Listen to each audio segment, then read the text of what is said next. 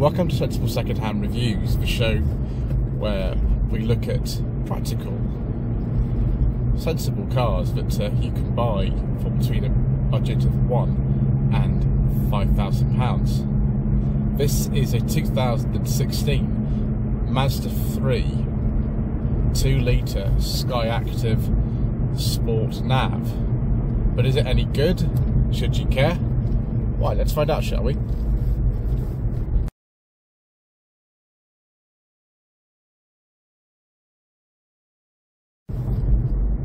So, this third generation Mazda 3 came out in this country around late 2013, early 2014. The original Mazda 3 came out about 10 years earlier than that, actually. And that and the second generation 3 were based on the same platform as the Ford Focus.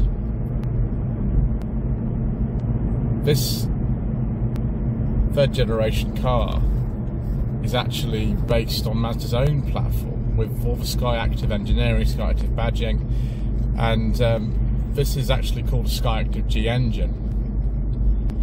There are only 3 petrol engines available for our market, and the market's got some others. They started off with a 1.5 with just 102 horsepower, not an awful lot, but you know, enough. If you look at something like a Focus or a Golf, you'll find that actually the base models of those had even less power. Then there were 2 2-litre engines, both badged Skyactiv.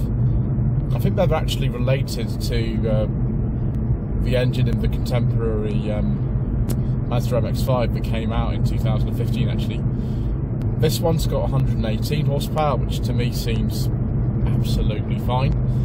And there is also a higher powered version with 165 brake horsepower. There are also some diesels available, but as usual, due to controversial government legislation and all kinds of other reasons, we don't talk about diesels on this channel. We do talk about is the way actually this car does very much remind me of a lot of other Mazdas I've driven, and the one that I owned, the 1997 323F. The chassis balance is really good on this car, and it's good on so many others.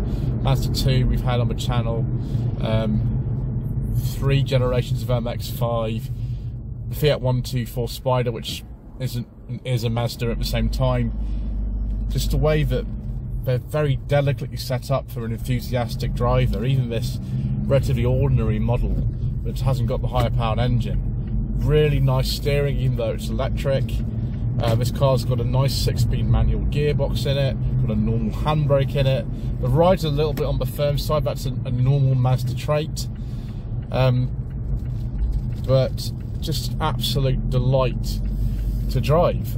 I don't like this dashboard in this Sport Nav model with this silly head-up display. That isn't great for somebody like me. I just prefer the normal dash that's in the majority of these. But it's absolute joy, this, just snicking through these gears, taking these corners and roundabouts. It's just wonderful. A car of just sort of modest price, modest size, to be able to drive like this is great.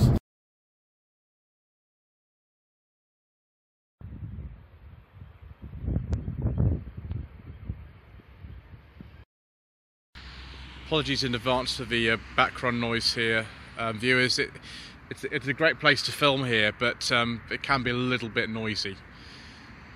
So I think this Mazda 3 looks really, really nice. It's one of the top spec ones, the Sport Nav, and although you get the very gimmicky head-up display and you know, some digital dials in this, which I don't particularly like, the look of the car itself is great. It's funny, I've just filmed a Mark III Ford Focus today, and that has a very, very sort of similar production run to this. This was maybe in production for a little bit less time. They both finished in 2018. I just like the way that this car looks. I think it's very nice. Similar boot space to one of those, actually, maybe a little bit more, about 330 litres. This one's got the parking sensors and the reversing camera, which is quite handy because you can't see an awful lot out of these. That might be something that persuade you to buy a higher spec one of these if this is what you're looking at. But we also got the twin exhausts on this, and it sounds brilliant. So just open up the boot here. So a little bit larger than a Mark 3 Focus, not as big as a Mark 3, Mark 7.5 Golf or something like that. Let's lift up the boot carpet here, see if you've got no, we haven't. We've got a tyre inflation kit. Ah, viewers. Don't even know if you can get a spare wheel. I think you can, just about, but this car doesn't have it. It's annoying that manufacturers do this, but there we go. Can't see a 12-volt socket in here anywhere. Maybe it's behind one of these. No, there's no 12-volt socket as far as I can see. It's not the best, but there we go. Little compartment here for, I should probably store the jack in there if you actually got a spare tyre. So we go, boot light is there. Apart from that, it's a nice flat space. It's not as big as the Golf or the Leon, but it's not too bad. I think the side profile of this car looks particularly nice. It's got some 18-inch wheels on this. It's actually very well presented, like all of Simon from Langley Prestige's cars are. Simon's an enthusiastic driver, and he's had a lot of cars appear on the channel. I'm very glad to be doing about 6 of them in this filming session. So yes, nice styling really. Shark fin aerial, little chrome strip down the side.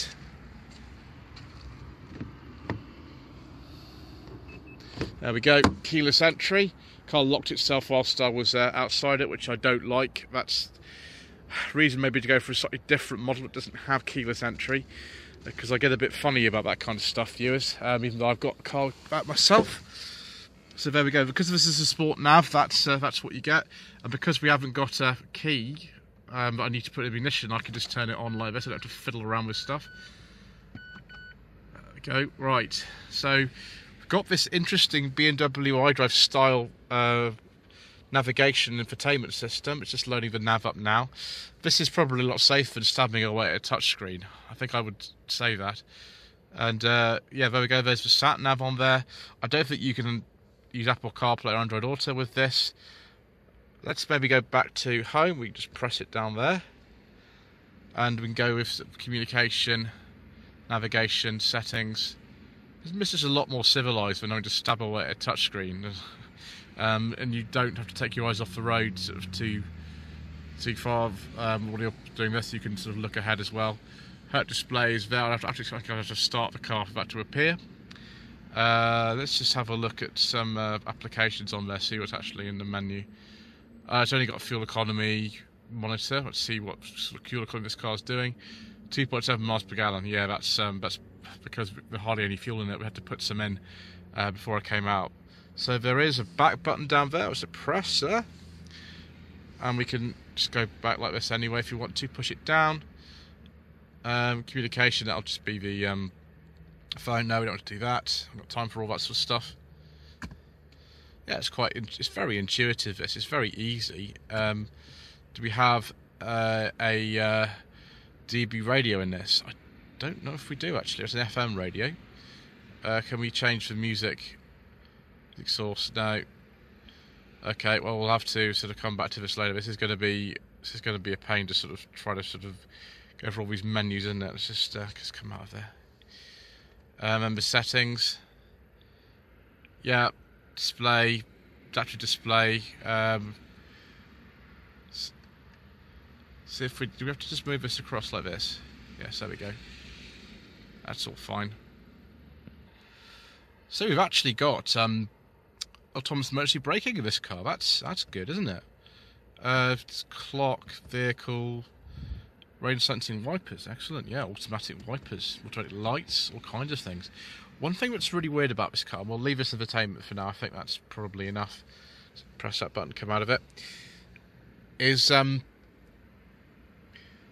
the steering wheel and the indicator stalk and the lights are also on here. It completely obscures the start-stop button. Totally obscures it. Considering this is a Japanese car, would have been initially designed for right-hand drive markets.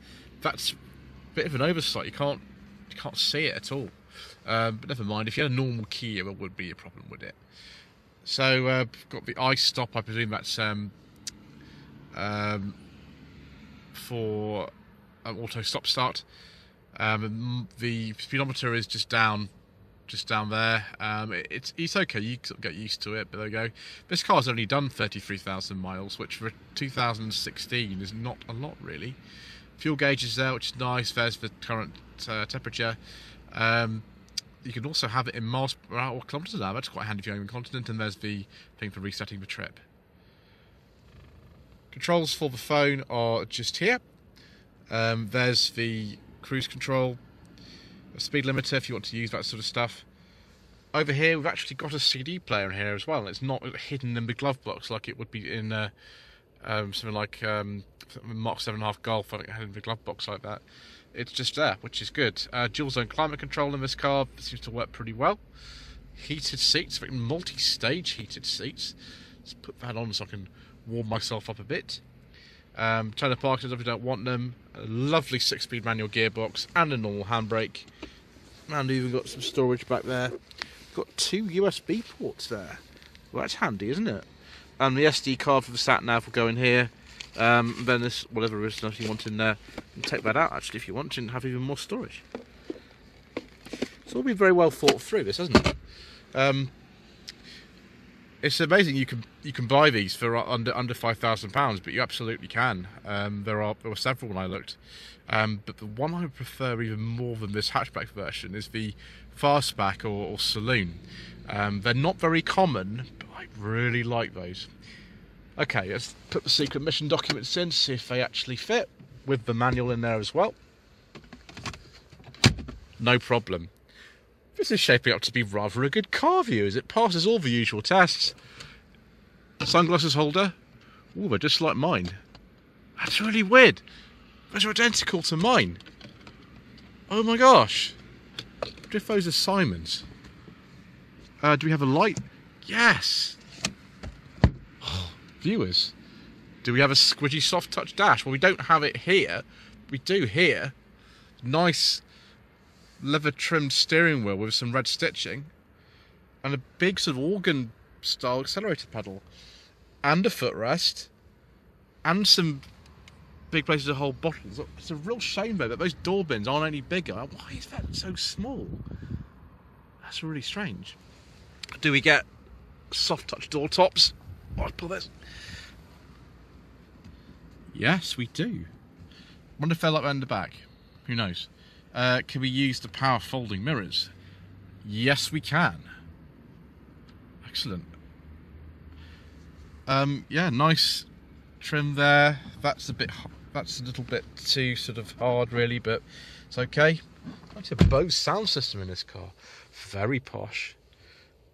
One thing I don't have in here, despite the fact this is a Sport Nav model, we don't have a leather interior. I presume that was an option. I've seen beige leather interiors on this generation of Mazda 3, but this doesn't have it, viewers. The only thing I'm sort of missing is that kind of thing. I didn't cut cup holders and things. You can actually lift those out if you want. Why would you want to lift those out? Oh yeah, I'm just rattling at the bottom. Okay, viewers, let's stop talking about that and have a seat in the back to see if that's any good. Okay. Fortunately, the car didn't lock itself when I closed the door, which I thought it was going to do. I have the key in my pocket anyway, so we're okay. Well, that's a bit mean, isn't it?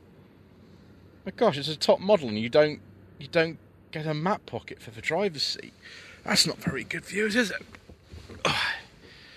You do get one on the other side, though, and yes, a rear armrest with some more cup holders and bottle holders in the doors. I don't like this kind of fake carbon fibre sort of effect thing there. Do we have soft touch door tops in the back? No, of course we don't. Don't get those in a Golf or Focus either, I don't think. Never mind. It's very nice in here. It's a little bit claustrophobic. The windows are very, very small. I mean, you're going to need that camera and those parking sensors to see where you're going when you're manoeuvring in one of these, but yeah, it's even nice in the back. It's really comfortable views. Right, let's take a look under the bonnet, shall we? So we've got a massive plastic edging cover on this 2-litre Skyactiv-G engine. Skyactiv sort of refers to a combination of efficiency tweaks and weight saving that this car and other Mazda models have. So yes, a 2-litre engine, no turbo or anything like that. Mazda kind of have eschewed these small capacity turbo engines that a lot of people use these days in favour of a larger capacity non-turbo engine that delivers very, very impressive fuel and power output figures. So it looks actually relatively easy to work on for a modern car. You can't quite see the gearbox, just sort of the way that I test whether a car is easy to work on, but there we go. It's a very well kept example, of course, this. You know, Simon always wants the best for his stock, and this is certainly good. This is a pre-facelift car, a very late pre-facelift one. The facelift occurred later on in 2016 on a 66 plate. This is a 16 plate, so it's a little bit before that, but the changes aren't very major. You have to look very carefully to actually know what they are. Right, I think it's time to go for another drive, viewers. Lloyd Vehicle Consulting stickers, t-shirts and mugs are available by clicking the link to the Google form in the video description below.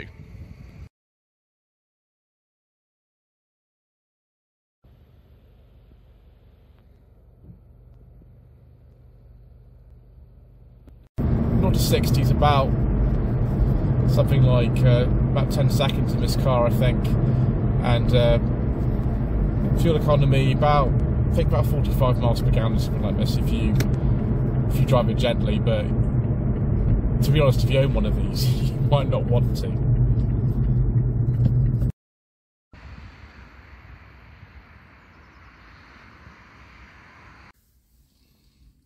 So the third generation Mazda 3 was made in Japan, in Mexico, in Thailand, in China, in Malaysia and Vietnam. The boot, actually, I made a mistake earlier on, it's 364 litres, and if you fold the rear seats down, it can be up to 1263. The old NEDC cycle wasn't very reliable. Actually rated this car at 55 miles per gallon, which is very, very good, although whether you'll actually get that, I don't know. And actually, it's faster than I thought it was. 0 to 60 is about 9 seconds. And it only emits 119 grams per kilometre of CO2. So this would be in quite a cheap tax band. It's pre-2017 as well, so that would make quite a difference. The trims available are SE, SE Nav, SEL Nav, Sport, Sport Black, and then Sport Nav, like this one. So viewers, should you consider a third generation Mazda 3 for your hard-earned budget of between £1,000 and £5,000, well, an example like this, that's going to be closer to about £9,000 or £10,000, but you can get an earlier one with maybe 100,000 miles on the clock for under £5,000. I've seen several of them on the market, actually. I prefer the saloon or the fastback version of this. That's just my personal preference, but for everyone else, this is a fantastic car in this sort of Focus or Golf class. I personally would prefer this over either of those. I think also the reliability is a little bit better with these. You don't have the sort of TSI or EcoBoom engines or anything like that. So yes, definitely worth considering if you're after this sort of car. Anyway, thank you ever so much indeed once again for watching. Please don't forget to subscribe to the channel, like this video, leave a comment below, and we shall see you again soon for more reasonably priced motoring.